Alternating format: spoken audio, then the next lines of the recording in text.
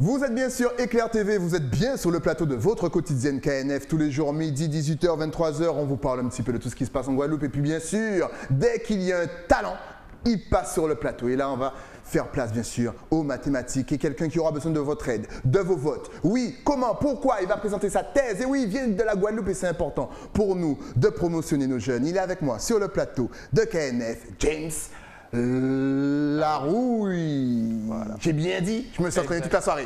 Ouais, c'est Larouille avec deux R. Tout à fait, tout à fait. Voilà, c'est Larouille avec un. Qu'a-nous fait? Comment ça va?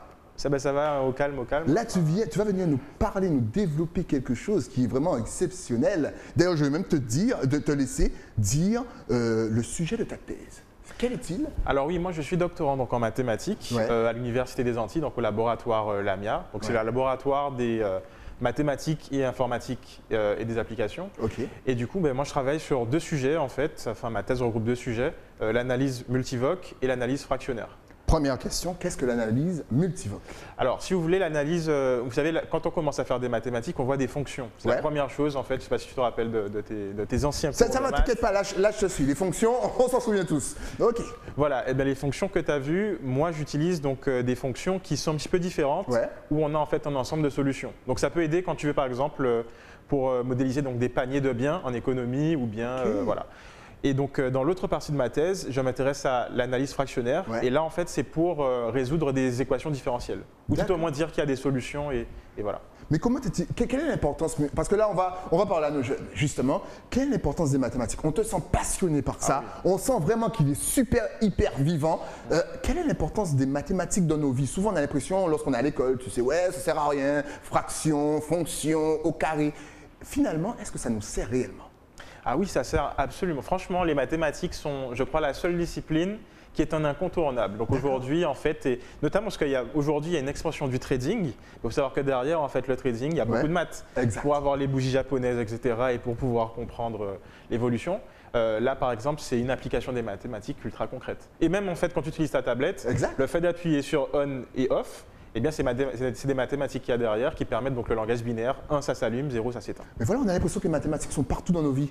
Voilà. Même dans notre façon de fonctionner. J'ai vu une vidéo de toi où tu expliquais, voilà le temps, comment gérer son temps pour pouvoir bien se reposer, pour travailler. Là aussi, on utilise des mathématiques? Exactement. C'est en fait, le sujet central de la première partie de ma thèse, c'est l'optimisation multivoque. Okay. Donc l'optimisation multivoque, c'est l'optimisation, donc c'est ce qu'on fait tout le temps. Hein. Quand moi, par exemple, j'ai parlé de mon cas pour la demi-finale du concours de ma thèse en 180 secondes, je suis toujours en retard, mais vraiment tout le temps en retard. Ouais, comme moi. Voilà, d'ailleurs, aujourd'hui, j'avais 4 minutes de retard, par exemple. Comme moi. Et l'idée, en fait, c'est d'arriver donc à se réveiller le plus tard possible, mais pour arriver pile à l'heure ou très, très légèrement en retard ou un petit peu en avance. Comment est-ce qu'on fait? Eh bien justement, je n'ai pas encore le secret. Quand j'aurai fini ma thèse, vous saurez. Mais on se pose tous la question. Donc voilà, donc c'est un exemple. Mais les applications sont multiples. Les applications les plus importantes là, ce sur quoi moi je travaille, c'est ce qu'on appelle la théorie du risque, qui sert donc pour les assurances, donc à savoir pour pouvoir mesurer le risque quand vous faites un crédit par exemple. Et donc moi, mes objets mathématiques, ceux que j'utilise et ceux que j'étudie, sont appliqués à ça. Donc apparemment avec les mathématiques, on se trompe jamais. C'est une science exacte? Alors c'est ça en fait. Il y a un gros débat en fait entre les mathématiques et les statistiques. Donc beaucoup se divisent et se disent que finalement, est-ce que les stats c'est des mathématiques puisque les stats donnent une estimation. Alors qu'en mathématiques, on doit prouver rigoureusement. C'est-à-dire qu'il ne faut pas qu'il y ait d'alternative. Si on dit A c'est A, si on dit B c'est B, 1 c'est égal à 1 et un point c'est tout.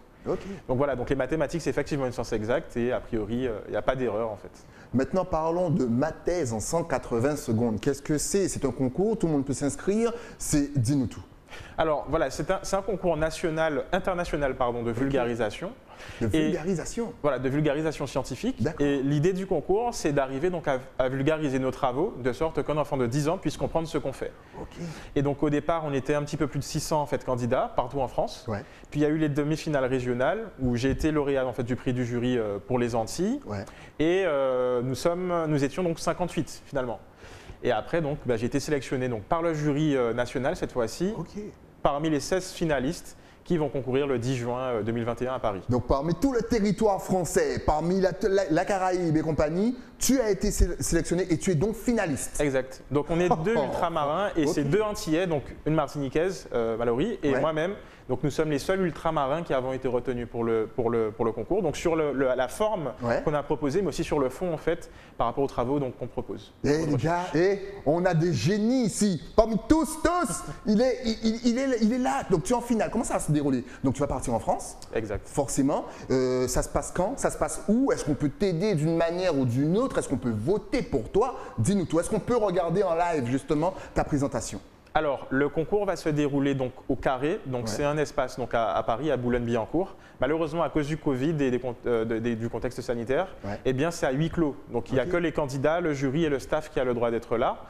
Par contre, vous pourrez donc regarder l'ensemble en fait du concours en live sur la page Ma thèse en 180 secondes, donc la page Facebook de l'événement, ou bien sur la page de l'université qui va aussi, je crois, en fait rediriger donc la chose. Et vous pouvez donc me soutenir en votant. Donc s'il y a un vote des internautes, vous avez deux types de votes. Donc le vote du jury et vous avez aussi un vote des internautes. Donc les internautes pourront voter pour le candidat en fait qu'ils ont le plus apprécié. Et donc c'est ce pourquoi je vous invite à me soutenir par ce vote. C'est excellent. Donc, une fois qu'on peut voter avant, après, je crois que ça se déroule le 10. Donc, notez bien la date. Le 10 juin, il va représenter la Guadeloupe. On salue aussi Mallory qui va représenter la Martinique. Tout ça, c'est même bétain, même bagaille. C'est l'île sœur, c'est nous-mêmes. Donc, justement, comment ça se passe? Est-ce qu'on peut voter avant? Est-ce qu'il faut qu'on attende le 10 pour pouvoir voter pour toi? Comment ça se passe? Alors, il y a une préinscription. Donc, la préinscription se fait donc en ligne. Donc, je vous invite à aller sur la page en fait, Facebook de l'Université des Antilles pour pouvoir cliquer sur ce lien de préinscription avant le 7, puisque la deadline c'est le 7. C'est le 7? Voilà. Déjà? Voilà, donc inscrivez-vous, le 7 c'est lundi. N'attendez pas genre lundi minuit, parce qu'ils vont vous dire que minuit, heure de Guadeloupe, on est déjà mardi en France. Donc vous faites ça dès dimanche. Allez, voilà. Et donc le 7, vous aurez jusqu'au 7 pour vous préinscrire. Et à partir de là, eh bien, ceux qui se seront préinscrits pourront donc voter le jour J pendant le concours, c'est-à-dire entre heure de Guadeloupe, entre midi et demi et 15h. Puisque en France, ça commencera à 18h. Voilà. C'est excellent. Donc, on vous rappelle encore une fois, le concours, ça se passe, la finale se passe le jeudi 10, si je ne me trompe pas, 18h30 heure de France. Voilà, c'est ça. Vous avez jusqu'au lundi 7 pour vous inscrire, pour pouvoir voter pour lui. Il nous vient de la Guadeloupe, il fait partie des finalistes. Il va nous représenter. Comment t'es venu l'amour des mathématiques? Et à quel âge? C'est dès petit ou c'est quelque chose qui est venu après? Alors non, pas du tout. Il faut savoir qu'en fait, moi j'ai fait un bac ES à la base, donc économie sociale, et j'étais très bon partout, sauf en mathématiques où j'avais donc une moyenne correcte. Hein, mais une moyenne correcte, j'avais 19, mais je n'étais pas très bon. Non, pas tous en mathématiques malheureusement. Mais c'est vrai qu'en fait, ça a été, en fait, j'ai eu une prof, donc j'avais eu le chikungunya en fait quand j'étais en première, et donc j'avais une prof que je ne vais pas citer, hein, et qui, eh bien, le jour où je suis revenu, donc après un mois d'absence, nous a donné un contrôle surprise en statistiques. Ce qui fait que jusqu'à aujourd'hui, je n'aime pas les statistiques. Et donc, en remettant donc les copies à la fin, elle m'a dit oui, tu es nul, laisse tomber. Et du coup, par orgueil et par fierté, puisque j'étais très arrogant à l'époque, je me suis mis donc à taffer de mon côté. Et puis, de fil en aiguille, après le bac, j'ai été donc faire des études de mathématiques. D'accord, c'est excellent parce que dès qu'on clash un Guadeloupéen en lui disant tu ne pourras pas faire ça, il dit ah bon? Eh ben ok, je vais te montrer, même s'il ne s'intéressait pas à ça. Mais une fois que vous le clashez, c'est parti. Et quelles sont tes ambitions? Quels sont tes projets sur le long terme?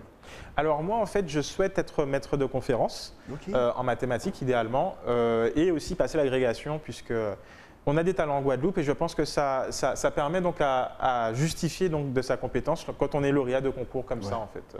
Ok, excellent. Et on peut faire tout ça en étant basé dans la Caraïbe ou il faut absolument partir, aller en France, aux États-Unis, aller en Suisse, en Belgique, à Londres. Est-ce qu'on est obligé de partir de son île pour réaliser son île? Alors, je vais vous dire un truc. Moi, j'ai commencé mes études ici et je vais rester ici jusqu'à la fin. Je vais travailler avec l'extérieur. Donc là, il y a un pourparler. Donc, mon directeur de thèse, donc, il est excellent, hein, le professeur Michel Geoffroy, qui est expert dans la première thématique, m'a permis en fait de travailler avec un autre chercheur des États-Unis, donc une chaire de l'université de Morgan State University. Et donc, je vais collaborer avec les États-Unis. Avec aussi la France, puisque quand je serai en France, je vais pouvoir en fait rencontrer donc, des professeurs d'université de Paris, Paris-Sorbonne. Et donc, on va travailler en collaboration, mais je vais rester en Guadeloupe. Et mes productions sortiront de la Guadeloupe. On a l'impression ici qu'on est très proche des chiffres. Bizarrement, lorsqu'on rencontre quelqu'un en Guadeloupe, il compte très vite, il fait des calculs très vite et pourtant on ne pousse pas jusqu'au bout. On s'arrête. Qu'est-ce qui nous manque pour justement prendre conscience déjà qu'on est assez bon en mathématiques et pour limite devenir un petit peu comme toi, faire des conférences, des thèses, etc. Alors en fait, à tort, on croit que les mathématiques, c'est du calcul. Ouais. C'est totalement faux. Les gens qui sont très bons en calcul, généralement, s'orientent vers la physique, parce que la physique, c'est vraiment calculatoire. Donc il y a plus de calcul en physique qu'en mathématiques. Ah oui, les mathématiques, okay. En fait, le rôle des mathématiques, c'est de démontrer les choses. D'accord. Et donc généralement, c'est ça en fait, hein, ça part du concept. On vous dit que les mathématiques et la philosophie sont très proches, ouais. Parce qu'en fait, le procédé est le même. Okay. En mathématiques et en philosophie, c'est la conjonction de deux assertions vraies qui est vraie. Si je vous dis que 1 plus 1 égale à 2, c'est-à-dire que 2 est aussi égal à 1 plus 1. Et donc ça, c'est de la logique et c'est sur ce que se basent les mathématiques, du moins la théorie qu'on utilise tous. Pour toi, quelle est la meilleure façon justement de vulgariser les mathématiques pour intéresser un plus grand nombre de personnes? C'est faire un petit peu ce que j'ai fait lors du concours, c'est-à-dire faire du théâtre et essayer d'assimiler donc des choses qui, a priori, sont complexes à quelque chose de plus parlant, la dérision, etc. Exactement, parce qu'on a vu lors de ta présentation, effectivement, tu as très bien dit, c'est du théâtre que tu fais, mais tout le monde ne peut pas faire ça. C'est naturel pour toi de faire du théâtre comme ça en présentant une thèse ou c'est un truc que tu as appris? Alors oui, quand j'étais au collège, j'ai été rôle principal dans 2 comédies musicales. Donc ça m'a permis, je travaillais notamment avec Mme Cancel Arnel, M. Pédupin, M. Bess. Et donc ça m'a permis d'être un petit peu plus à l'aise parce que j'avais déjà une connaissance en fait du théâtre, pardon. Mais c'est vrai qu'il fallait prendre, c'est un risque que j'ai pris puisque si vous regardez un petit peu ce qui s'est fait au national, très peu ont fait ce choix-là en pensant finalement qu'il fallait rester très sobre. Voilà. Malheureusement, ce n'est pas l'objectif du concours. L'objectif du concours, finalement, c'est de faire le contraire de ce qu'on nous demande de faire en thèse. En thèse, il faut être extrêmement précis. Ouais. Par contre, pendant le concours, il faut justement se lâcher et montrer en fait que les sciences, faut apprendre en fait à montrer que les sciences, finalement, c'est pas quelque chose de rigide et voilà. Avant de terminer l'interview, est-ce que tu peux nous donner encore quelques petits exemples de l'utilisation des mathématiques dans notre vie au quotidien? Des trucs tout bêtes, des trucs qu'on n'y pense pas, mais c'est là, c'est devant nous. J'ai pris l'exemple tout à l'heure de la tablette, du téléphone portable. Quand vous allumez ou vous éteignez, vous faites des mathématiques. Quand vous switchez, en fait, c'est aussi des mathématiques. Exact. Les jeux vidéo qu'on utilise sont bourrés de mathématiques et d'équations différentielles. Mario Bros, par exemple, quand Mario Bros saute, eh bien, en fait, c'est une équation du mouvement. Donc, c'est l'équation différentielle qui permet de savoir à quelle vitesse il va redescendre. Exact. Est-ce que quand on joue à Fortnite et qu'on va sauter d'un pont qui est plus haut qu'un autre, est-ce qu'on va descendre plus vite ou est-ce qu'on va mourir plus vite, etc. Okay. Donc tout ça en fait c'est des mathématiques et partout elles sont là. Même lorsqu'on fait du sport, genre par exemple le basket, savoir l'inclinaison du ballon, même le football, savoir à quel moment faire, ça aussi c'est des maths? Alors après je ne suis pas expert dans tout ce qui est football, par contre je sais qu'effectivement les entraîneurs font beaucoup en fait d'exercices de logique et quand on compare finalement en fait, les anciens matchs, c'est justement pour faire des statistiques et se demander bon finalement il faut adapter cette méthode-là par rapport à cette équipe-là, comment est-ce qu'on va se placer, comment est-ce qu'on va jouer. Et tout ça, ça reste des mathématiques puisque ça reste du raisonnement. Et les mathématiques, c'est essentiellement ça, c'est du raisonnement. Excellent. En tout cas, s'il vous a motivé, surtout, n'oubliez pas, soutenez-le le jeudi 10. Ça sera en live. Donc, inscrivez-vous. Très important, les inscriptions se font à partir du 7. Donc, on va rabâcher. Comment s'inscrire déjà? Alors, il faut aller sur la page Facebook. Enfin, je vous conseille d'aller sur la page Facebook de l'Université des Antilles.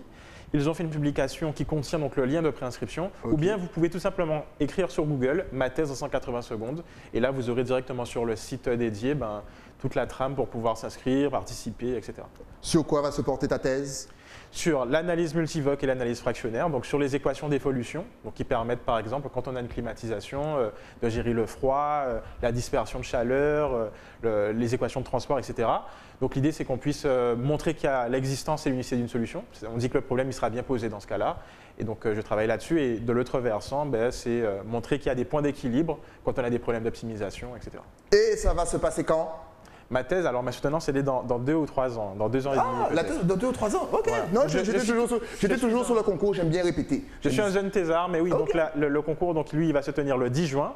Voilà, d'ailleurs vous l'avez en double écran. Voilà. Et donc j'espère vraiment que vous pourrez me soutenir. Donc n'hésitez pas à demander à vos amis, vos cousins, cousines de vous soutenir. C'est la première fois que la Guadeloupe est représentée au niveau national. Donc j'espère pouvoir aller jusqu'au niveau international et ça passerait aussi par par vous, en fait, par vos votes et par votre soutien. Soutenez-le encore une fois, c'est Fossa Pays là et où il va nous représenter. On salue aussi Mallory, qu'on n'oublie pas. On va juste vous remettre les adresses. J'ai vu que Bruno avait déjà mis les adresses, ça c'est bien ça, du Facebook et de l'autre Facebook. Voilà, juste là. Voilà, Université des Antilles et bien sûr le Facebook de James Laroui. Important, ce n'est pas payant, même si vous voyez marqué Eventbrite, ce n'est pas payant, mais surtout faites-le avant le 7 et puis on va tout rafler, il est avec nous et puis c'est la jeunesse. Merci d'être passé sur le plateau. Franchement, on te dit merde. Comme on dit, c'est bien, on te dit merde et puis rendez-vous le 11 quand tu vas revenir et tu vas nous dire « Ça y est, j'ai gagné, tout ça grâce à vous !» En tout cas, longue vie à toi et dès que tu as quelque chose de nouveau, tu reviens sur le plateau et tu nous en parles. Nous, on se retrouve bien entendu avec un nouvel invité, mais ça après quoi? Après la pub. À tout de suite.